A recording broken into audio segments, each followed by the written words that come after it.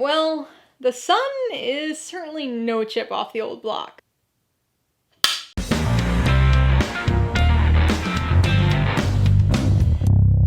Hey everybody, welcome to Mainely Movies. As part of my coverage of the 2022 Toronto International Film Festival, today I'm going to be talking about the 2022 drama, The Sun, which will be released in theaters on November 25th.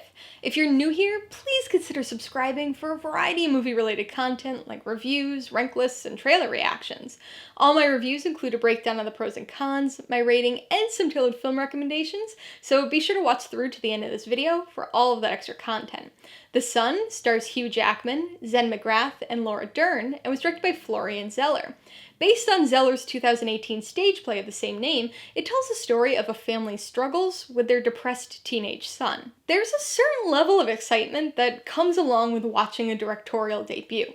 With nothing to compare to, there's a sense of mystery and of not quite knowing what to expect.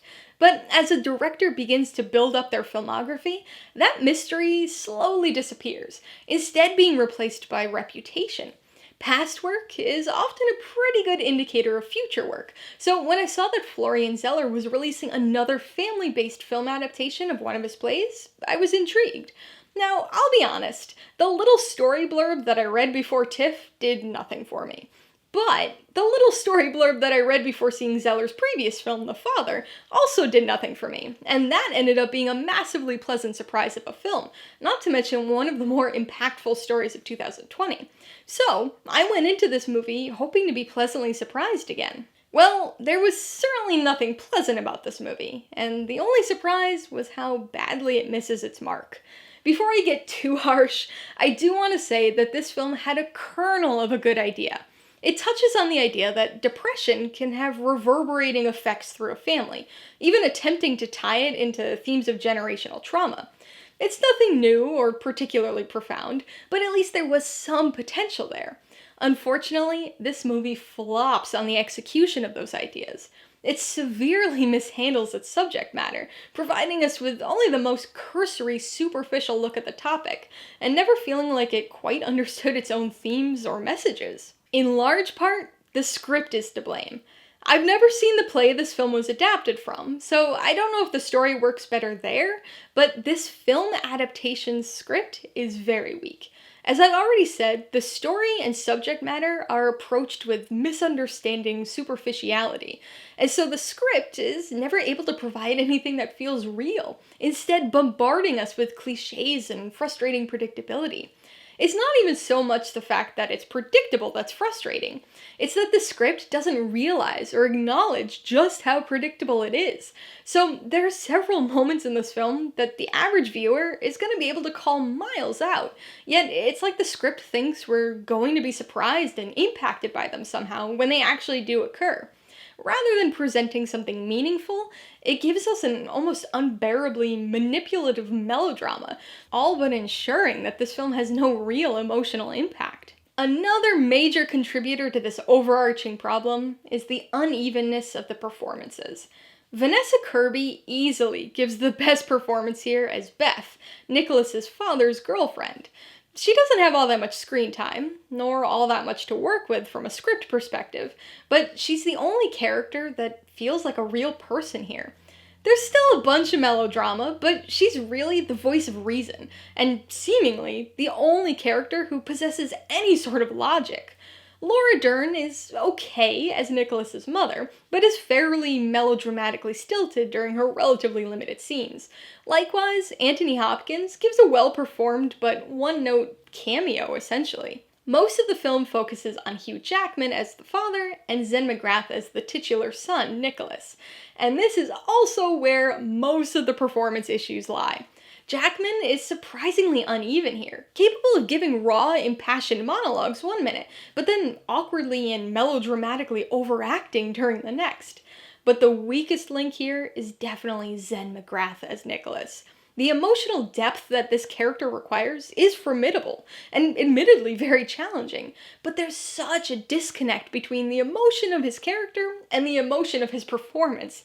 He basically just provides a completely soulless line reading, which makes it very difficult to believe in or care about this character. something that this film's impact and success absolutely hinges on. The Son is a remarkably disappointing film, and a big swing and a miss for Florian Zeller's second at-bat. It's exceptionally hollow in all regards: performances, story, script, and as such, it comes across like a bad, very misguided after-school special. It doesn't understand its own subject matter with any degree of depth, so there's no believability to it. It feels like it was written by somebody who only ever read about the stereotypes and cliches surrounding depression, rather than somebody who either had experienced it, or had at least done some sort of research and talked to those who had experienced it. Instead, we get a very frustratingly reductive script that's as misguided as it is melodramatic. These films might be related, but the son is certainly not the father. Alright, let's talk about the pros and cons. Really, the only pro here is Vanessa Kirby. She's not really given all that much to do here, but it's possible that that's one of the reasons why she's the standout. Not because she could only handle a small part, of course, but rather that her performance couldn't be brought down by the terrible script. Of all the characters in this movie, she's the only one who feels like a real person, and not some sort of stereotype or cliche. She has mostly appropriate emotions and responses throughout this film, rarely coming across as melodramatic as all of her co-stars. On the con side, the biggest issue is the script. What a waste! This has a kernel of a decent idea, exploring the effects that depression can have on a family, but it absolutely wastes the promise of its premise. It's awkwardly melodramatic, frustratingly predictable, and unbearably manipulative. At best, misunderstanding its own subject matter, and at worst, being outright misguiding. Con number 2 has gotta be the performances. Aside from Vanessa Kirby, and maybe Anthony Hopkins, this is a very rough film on the performance side of things.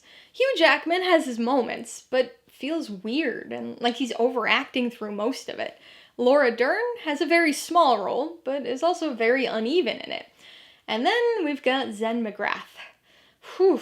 I really don't like being overly critical of young or inexperienced actors, but it's tough not to be a little harsh here. He was just awful, soullessly reading the lines instead of acting with any semblance of believable emotion. The third con is how hollow this film is. This can kind of be considered an umbrella con that also incorporates pieces of the other two cons, but the emptiness was worth noting on its own. Everything rings hollow here. The story, the performances, the attempts at emotion, the approach to the subject matter. Honestly, it's really bizarre just how little genuineness there is to this film. Before I give you my rating and recommendations, I want to remind you that if you're interested in buying The Son or any of the other films I mentioned today, I do have affiliate links for all of them in the description below. I get a small commission from anything you buy using one of my links, so I'd really appreciate it if you'd use them if you're in the market for any of these movies. I'm gonna give The Son 1.5 out of 5 paws. I initially gave this 2 paws right after my viewing at TIFF, but it's since dropped with time and additional thought. This film has a kernel of a decent idea, but mishandles it in spectacular fashion. The performances are very uneven, it's got a predictable and extremely manipulative script, and all of this combines to create a hollow melodrama that was easily my least favorite film from TIFF this year. I would recommend The Son basically only to people who really like Zeller's stage play of the same name.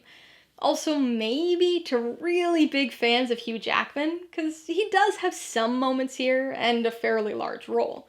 Though I'll be honest and say that this is not a film I would recommend to the majority of people. If you liked The Son, I would recommend The Father. This was Florian Zeller's first film, and another that he adapted from one of his own plays. It also features Anthony Hopkins, though in a starring role, and is genuinely an emotional and impactful film. If you want another film that explores mental illness and is told from a parental viewpoint, you should check out Mass. It's essentially a single location talking film, but it's very powerful and emotional. And if you're looking for another movie about family drama and divorce, you might want to watch Marriage Story, which not only features a better script, but also Laura Dern in another fairly small role. Alright, a couple questions for you guys. Number 1, have you seen The Son? If so, what'd you think of it? And number 2, what's your favorite movie adapted from a play? Be sure to leave your answers in the comments below so we can get a discussion going. Alright, so if you got some enjoyment, insight, or information out of this review, I'd appreciate it if you'd hit that like button. And if you haven't done so already, please hit subscribe while you're at it to see more videos like this. Till next time, this has been Alyssa with Mainly Movies, the way life should be.